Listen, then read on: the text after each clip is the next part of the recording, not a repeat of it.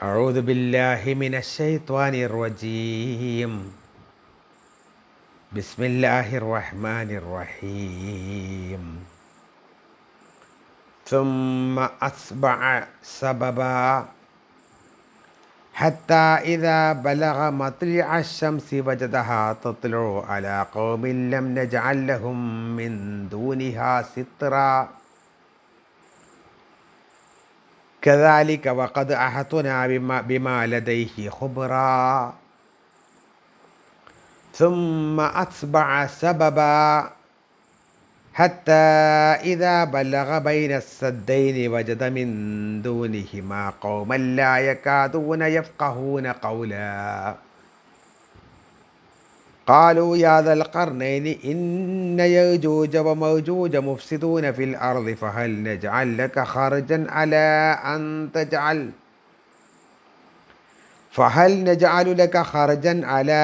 أن تجعل بيننا وبينهم سدا قال ما مكني فيه ربي خير فأعينوني بقوة أجعل بينكم وبينهم ردما. صدق الله العظيم. പ്രിയപ്പെട്ടവരെ, അസ്സലാമു അലൈക്കും വറഹ്മത്തുള്ളാഹി വബറകാതുഹു. സൂറത്തുൽ കഹഫ്, ഗുഹ, അതിലെ 89 മുതൽ 95 കൂടി ആയത്തുകളാണ് ഓതി വച്ചത്. അർത്ഥം ശ്രദ്ധിക്കുക. ബിസ്മില്ലാഹിർ റഹ്മാനിർ റഹീം. ثم أتبع سببا. പിന്നെ അദ്ദേഹം മറ്റൊരു മാർഗം പിന്തുടർന്നു. സുമ്മാത്തുബ, പിന്നീട് അദ്ദേഹം പിന്തുടർന്നു സബബൻ, മറ്റൊരു മാർഗം. ഹത്ത ഇദാ ബലഗ, അങ്ങനെ അദ്ദേഹം എത്തിച്ചേർന്നു മത്ലിയ ശംസ്, സൂര്യോദയത്തിൻ്റെ സ്ഥാനത്ത്. അങ്ങനെ അദ്ദേഹം സൂര്യോദയ സ്ഥാനത്ത് എത്തിയപ്പോൾ വജദഹ,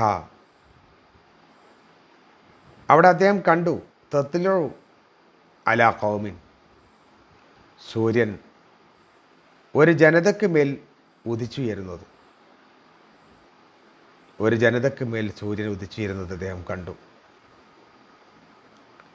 ലം നജഅൽ ലഹും, നാം അവർക്ക് നൽകിയിട്ടുണ്ടായിരുന്നില്ല, അഥവാ ഉണ്ടാക്കി കൊടുത്തിരുന്നില്ല, മിൻ ദൂനിഹ സിത്ര, അതിൻ്റെ മുമ്പിൽ, അഥവാ സൂര്യൻ്റെ മുമ്പിൽ, സൂര്യനിൽ നിന്ന് രക്ഷപ്പെടാൻ പറ്റുന്ന ഒരു മറ, സിത്ര, ഒരു മറ നാം അവർക്കുണ്ടാക്കി കൊടുത്തിരുന്നില്ല.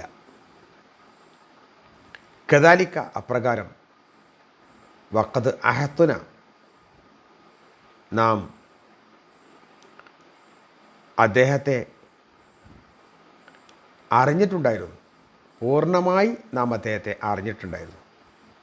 ബിമാലദേഹി, അദ്ദേഹത്തിൻ്റെ അടുക്കൽ ഉള്ളതിനെ സംബന്ധിച്ച്, അദ്ദേഹത്തിൻ്റെ പക്കലുള്ളതിനെ സംബന്ധിച്ച്, ഖുബറൻ, സൂക്ഷ്മജ്ഞാനം.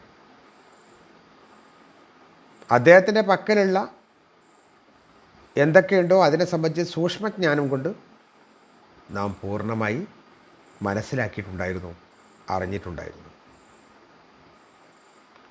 സുമ്മ, പിന്നെ അത്ബഅ സബബ, അദ്ദേഹം മറ്റൊരു മാർഗം പിന്തുടർന്നു. ഹത്താ ഇദാ ബലഗ, അങ്ങനെ അദ്ദേഹം എത്തിച്ചേർന്നു ബൈന സദ്ദൈനി, രണ്ട് പർവ്വതങ്ങൾക്കിടയിൽ, രണ്ട് മലകൾക്കിടയിൽ. വജദ മിൻ ദൂനിഹിമാ ഖൗമ, അവർ രണ്ടുപേരെയും അല്ലാത്ത മറ്റൊരു വിഭാഗം ജനതയെ അവിടെ അദ്ദേഹം കണ്ടു. അവർക്ക് രണ്ടുപേർക്കും ഇപ്പുറത്തുള്ള മറ്റൊരു സംഘത്തെ, മറ്റൊരു ജനതയെ അദ്ദേഹം കണ്ടു.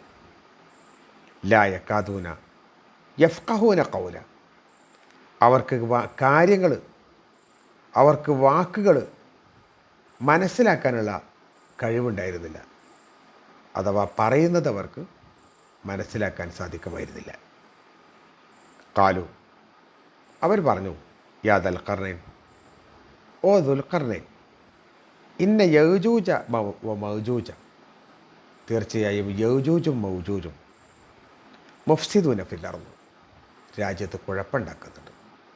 തീർച്ചയായും യൗജൂജും മൗജൂജും നാട്ടിൽ അല്ലെങ്കിൽ രാജ്യത്ത് കുഴപ്പമുണ്ടാക്കുന്നുണ്ട്. ഫഹൽ നജാലുലക ഖർജൻ, ഞങ്ങൾ താങ്കൾക്ക് ഒരു കപ്പം നൽകുകയാണ്, അങ്ങനെ നൽകട്ടെയോ?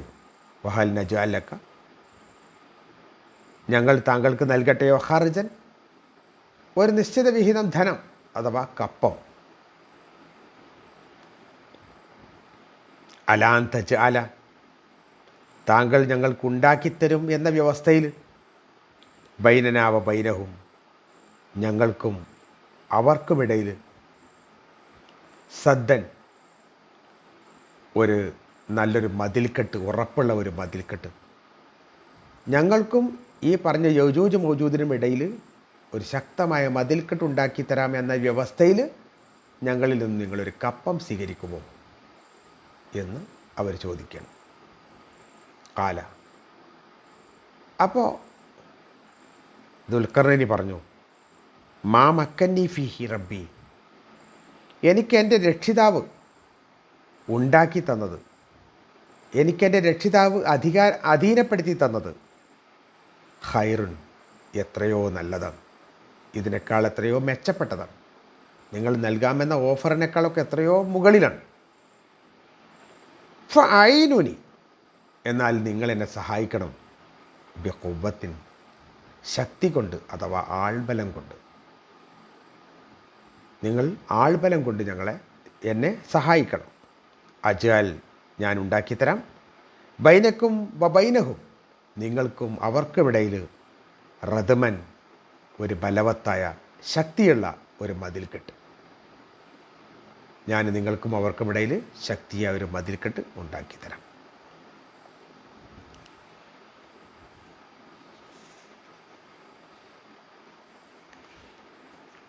നേരത്തെ സത്യത്തിൽ വിശ്വസിക്കുകയും സൽക്കർമ്മങ്ങൾ ചെയ്യുകയും ചെയ്യുന്ന ആളുകൾക്ക് നല്ല പ്രതിഫലം കിട്ടുമെന്നും അക്രമം കാണിച്ചവരെ ശിക്ഷിക്കുമെന്നും ഒക്കെ നേരത്തെ ദുൽഖർനൈനി പറഞ്ഞു കൊടുക്കുകയുണ്ടായിട്ടുണ്ട്. വീണ്ടും അദ്ദേഹം മറ്റൊരു മാർഗം പിന്തുടരുകയാണ്. അവിടെ എത്തി നോക്കുമ്പോൾ ഹത്താ ഇദാ ബലഗ മത്ലിഅ ശംസി, സൂര്യോദയ സ്ഥലം, അഥവാ അദ്ദേഹം മറ്റൊരു ഭാഗത്തേക്കാണ് യാത്ര പുറപ്പെട്ടത്. ആ സ്ഥലത്ത് എന്ന് പറഞ്ഞാൽ അവിടെ കാണുന്നത്, അവിടെയുള്ള ജനങ്ങൾ തത്ലു അലാ ഖൗമിൻ, ഒരു ജനതയ്ക്ക് മുകളിലൂടെ ആണ് അവിടെ സൂര്യന് ഉദിച്ചു വരുന്നത്. ഒരു ജനതയ്ക്ക് മേൽ സൂര്യൻ ഉദിച്ചങ്ങനെ വരികയാണ്. അവർക്കകട്ടെ ലം നജാൽ ലഹും മിൻ ദൂനിഹാ സിത്ര, സൂര്യനിൽ നിന്ന് അവരെ മറക്കുന്ന ഒന്നും അവിടെ ഉണ്ടായിരുന്നില്ല, ഒരു മറവ് അവിടെ ഉണ്ടായിരുന്നില്ല. അതായത് അവർക്ക് സൂര്യാസ്തമത്തിന് ശേഷം മാത്രമേ പുറത്തേക്ക് ഇറങ്ങാൻ കഴിഞ്ഞിരുന്നുള്ളൂ. സാധാരണ ജനങ്ങളിൽ നിന്നും വ്യത്യസ്തമായിട്ട് ഉള്ള ഒരവസ്ഥയായിരുന്നു അവർക്കുണ്ടായിരുന്നത്. പകൽ സമയങ്ങളിൽ അവർ പുറത്തിറങ്ങിയിരുന്നില്ല, പുറത്തിറങ്ങാൻ സാധിക്കുമായിരുന്നില്ല അവർക്ക്. അതിനുള്ള ഒരു കഴിവും അവർക്കുണ്ടായിരുന്നില്ല.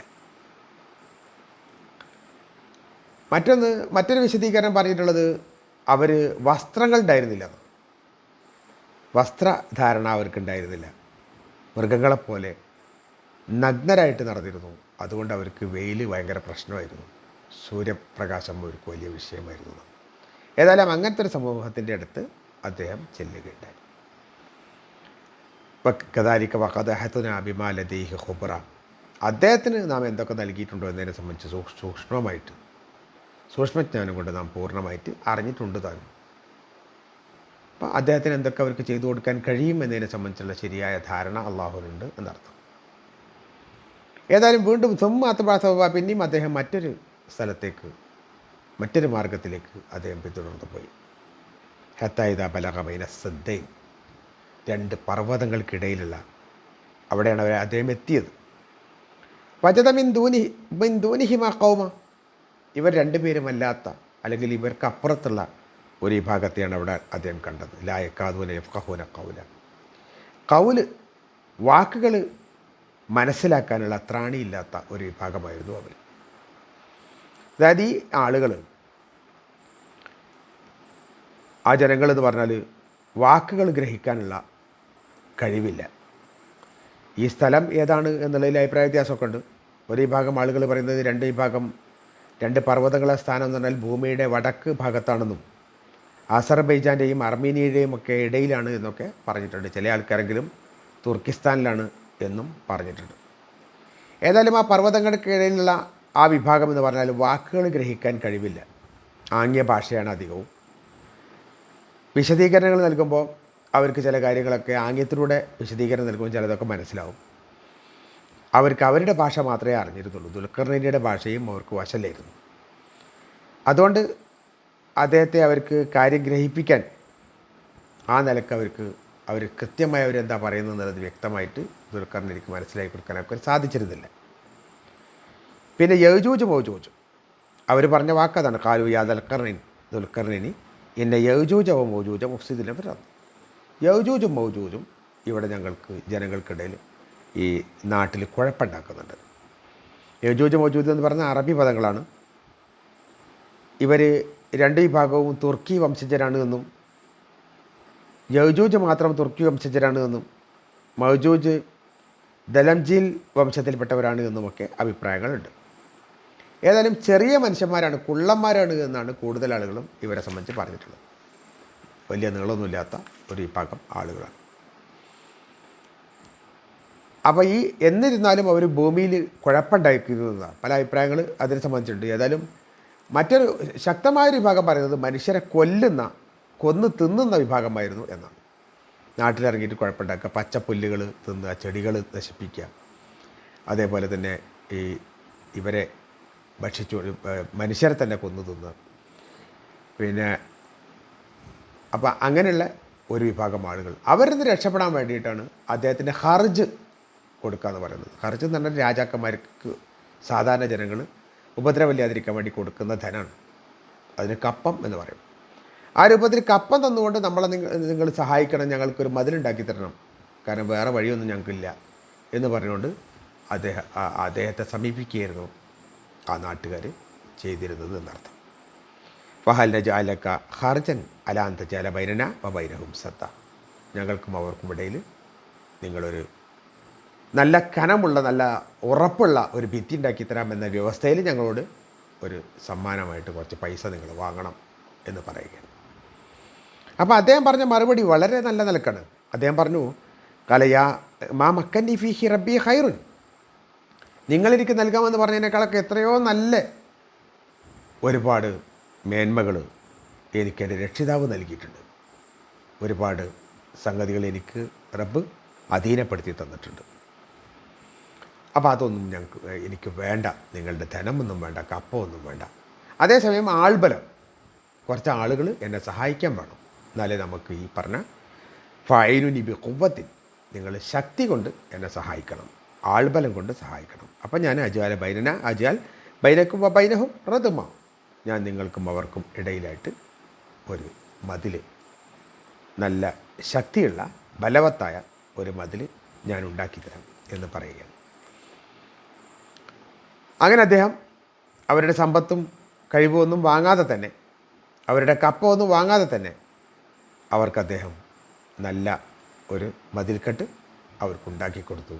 യജൂജ് മൗജൂജിൽ നിന്ന് എല്ലാ കാലത്തേക്കും ഉള്ള സംരക്ഷണം അവർക്ക് ലഭിക്കുകയും ചെയ്തു.